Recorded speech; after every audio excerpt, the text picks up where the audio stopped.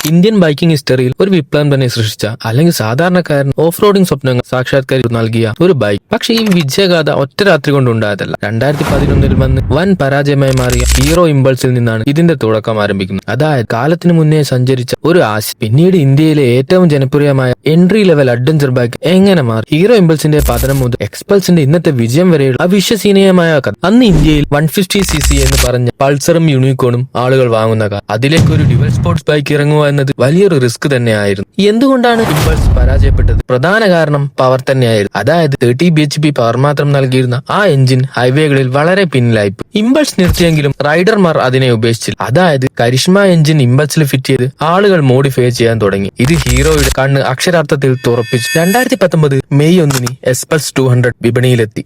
അതായത് ഏകദേശം 1.2 lakh രൂപയ്ക്ക് അപ്സൈഡ് ഡൗൺ ഫീൽ തരുന്ന സസ്പെൻഷൻ നൽകി ഹീറോ വിപണി പിടിച്ചെടുത്തു. റൈഡർമാരുടെ പരാതികൾ ഹീറോ കേട്ടു. 2020 വന്ന ഫോർവാൾവ് എഞ്ചിൻ ബൈക്കിന്റെ സ്വഭാവം തന്നെ മാറ്റിമറിച്ചു. ഇന്ന് കേരളത്തിലെ ഏതൊരു ഓഫ് റോഡ് ട്രെയിൽ എടുത്തു നോക്കിയാലും അവിടെ ഒരു എസ്പൾസ് കാണും. ഹീറോ കാണിച്ച ആ ധൈര്യമാണ് ഇന്ന് ഇന്ത്യയിലെ ഡ്യുവൽ സ്പോർട്സ് കൾച്ചർ എന്ന് പറയുന്നത്.